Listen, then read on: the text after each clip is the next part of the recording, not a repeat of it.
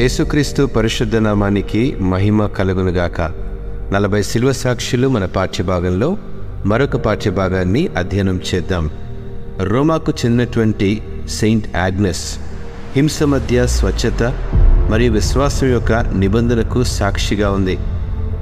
రోమాకు చెందినటువంటి Saint Agnes ప్రారంభ క్రైస్తవ సంఘంలో యవ్వన సభ్యురాలు, హతసాక్షి కూడా.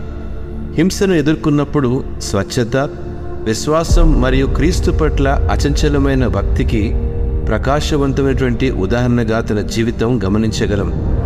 ఆగ్నెస్ క్రీస్తు శకము 3వ శతాబ్దంలో రోమాలో నివసించింది.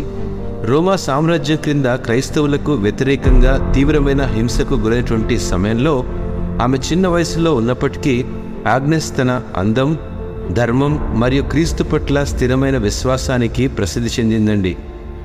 చిన్న వయసు నుండి ఆగ్నెస్ తనను తాను క్రీస్తుకు సమర్పించుకుంది.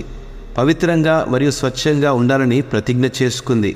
ఆమె విశ్వాసం మరియు స్వచ్ఛత పట్ల ఆగ్నెస్ యొక్క అచంచలమైన విశ్వాసం రోమా అధికారులకు కోపం తెప్పించింది.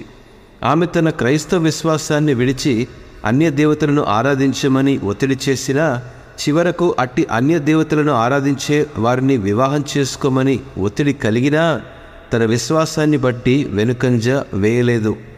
ఆగ్నెస్ గట్టిగా నిరాకరించడంతో ఆమె క్రూరమైన హింసను మరియు దుర్వినియోగానికి గురైంది. చివరిగా ఒక అధికారి ఆమె గొంతులో తన కత్తిని లాగి ఆమె తల నరికి చంపాడు. ఆమె క్రీస్తు కొరకు హతసాక్షి అయింది. 119వ కీర్తన 9వ చరణం ప్రకారము, యవనస్తులు దేనిచేత తమ నడత శుద్ధిపరచుకుందరు? నీ వాక్యమును బట్టి దానిని జాగ్రత్తగా చూచుకున్నట చేతనే కదా అని వ్రాయబడి ఉందండి.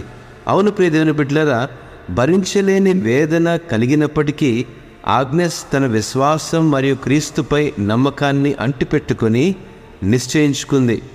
మరణాన్ని ఎదుర్కొన్నప్పటికీ ఆగ్నెస్ తన చివరి శ్వాస వరకు క్రీస్తు ప్రేమకు మరియు సత్యానికి ధైర్యంగా సాక్ష్యమిస్తూ స్థిరంగా ఉండిపోయింది.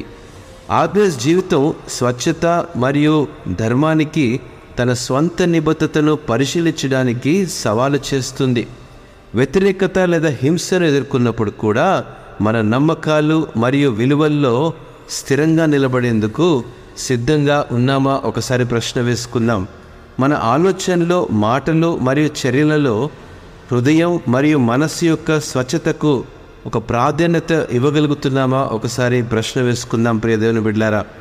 ఆగ్నెస్ వలె మన జీవితాల్లో ఒక స్వచ్ఛతను మరియు నీతి యొక్క ఆత్మను పొందుకొని క్రీస్తుకు మన సమర్పణ ఏదైనా భూ సంబంధమైన అందం లేదా ప్రశంసల కంటే విలువైనదని తెలుసుకుందాం.